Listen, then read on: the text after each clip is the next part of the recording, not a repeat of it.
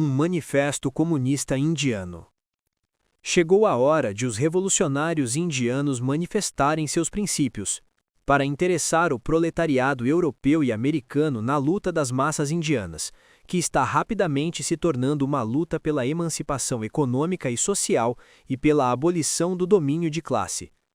Este apelo é feito ao proletariado britânico por conta da sua relação com os movimentos revolucionários em países dominados pelo imperialismo britânico. O movimento nacionalista na Índia falhou em apelar para as massas, porque ele almeja uma democracia burguesa e não pode dizer como as massas serão beneficiadas por uma existência nacional independente. A emancipação da classe trabalhadora provém da Revolução Social e da fundação de um Estado comunista. Então, o crescente espírito de rebelião nas massas deve ser organizado na base da luta de classes, em estreita cooperação com os movimentos do proletariado mundial. Mas, como a dominação britânica retira dos indianos os direitos elementares indispensáveis para a organização de tal luta, o movimento revolucionário deve enfatizar no seu programa a liberação política do país.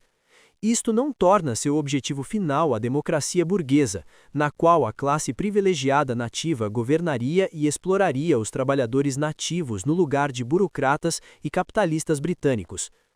Tudo o que se permite que o mundo saiba do movimento revolucionário indiano é da agitação por autonomia política. Isso naturalmente falhou em conquistar a simpatia da classe trabalhadora de qualquer país, que deve sempre ser indiferente às aspirações puramente nacionalistas. A ideia de uma rebelião classista contra a exploração capitalista tem ganhado terreno na Índia, imensamente estimulada pela guerra. A acelerada vida industrial, o aumento no custo de vida, o emprego de tropas indianas no exterior e os ecos da Revolução Russa incendiaram o descontentamento sempre existente nas massas.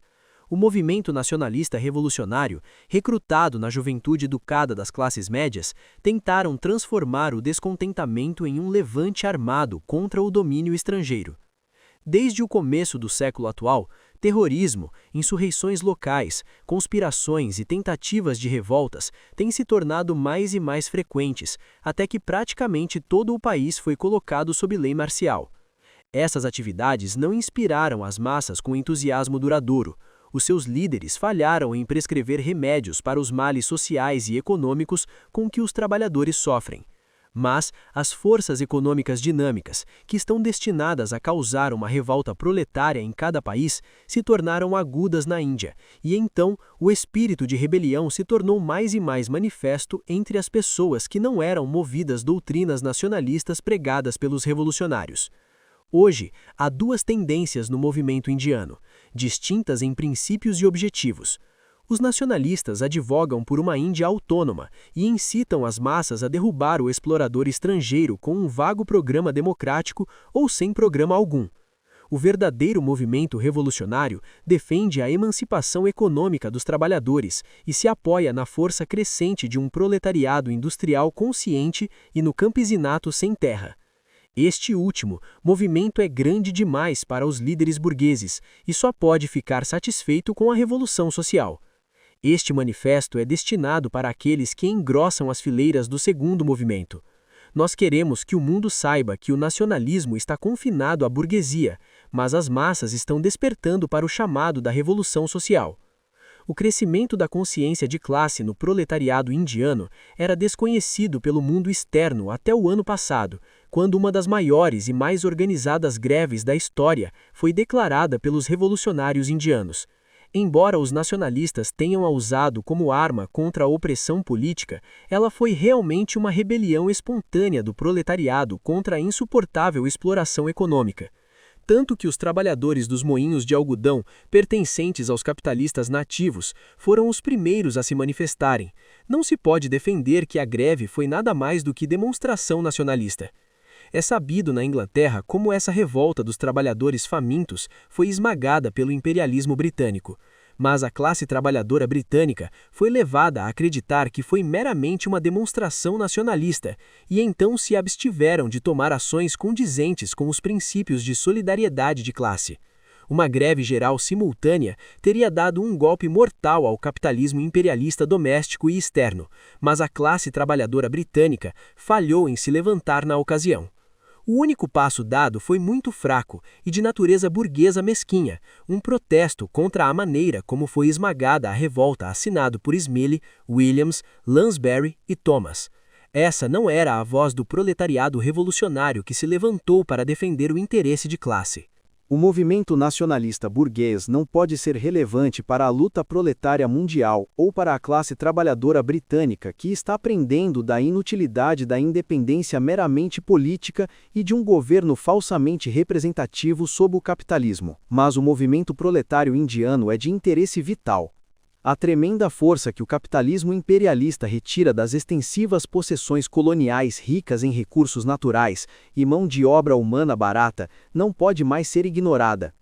Enquanto a Índia e outros países dominados permanecem vítimas desamparadas da exploração capitalista, e o capitalista britânico está confiante do seu domínio absoluto sobre milhões e milhões de bestas de carga humanas, ele poderá ceder às demandas dos sindicalistas britânicos e atrasar a revolução proletária que o derrubará. Para destruí-lo completamente, o capitalismo mundial deve ser atacado simultaneamente em todos os frontes. O proletariado britânico não pode marchar em direção à vitória final a não ser que ele leve seus camaradas nas colônias junto com ele para combater o inimigo comum.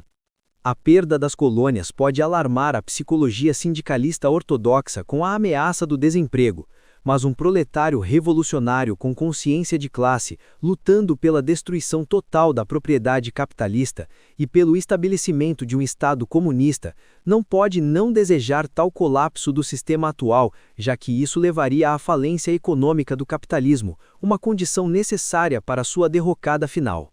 Frente a todas as dúvidas dos camaradas britânicos, nós declaramos que nosso objetivo é prevenir o estabelecimento de um governo nacionalista burguês, que seria outra fortaleza do capitalismo. Nós desejamos organizar a crescente rebelião das massas indianas nos princípios da luta de classes, para que, quando a revolução venha, seja uma revolução social. A ideia de uma revolução proletária distinta do nacionalismo chegou à Índia e está se mostrando com greves sem precedentes. Ela é primitiva e não totalmente consciente, então ela é, por vezes, vítima de ideais nacionalistas. Mas aqueles na vanguarda veem o objetivo e a luta, e rejeitam a ideia de unir todo o país sob o nacionalismo com o propósito único de expulsar o estrangeiro. Porque eles sabem que os príncipes, terratenentes, donos de fábricas e emprestadores nativos que controlariam o governo não seriam menos opressores do que o estrangeiro. Terra para quem trabalha será nosso slogan mais poderoso, porque a Índia é um país agrícola e a maioria da população pertence ao campesinato sem terra.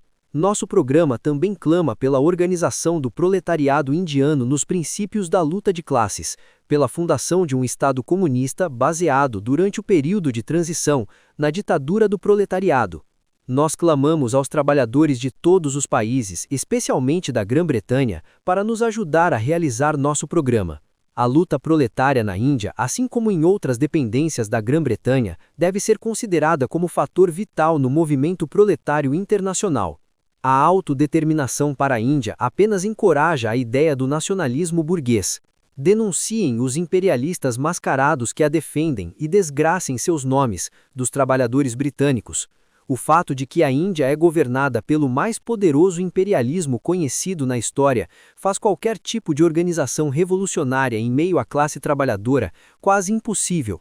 O primeiro passo em direção à revolução social deve ser criar uma situação favorável para organizar as massas para o embate final. Tal situação só pode ser criada pela derrubada, ou, pelo menos, pelo enfraquecimento do imperialismo estrangeiro que se mantém pelo poder militar. Deixem de ser vítimas do espantalho imperialista das massas do leste serem raças atrasadas e devem ser submetidas à infernal exploração capitalista da qual vocês se batem para escapar. Nós apelamos que vocês reconheçam o movimento revolucionário indiano como uma parte vital da luta proletária mundial contra o capitalismo. Nos ajude a levantar a bandeira da revolução social na Índia e a nos libertar do imperialismo capitalista, para que nós possamos ajudar vocês no embate final para a realização do Estado comunista universal.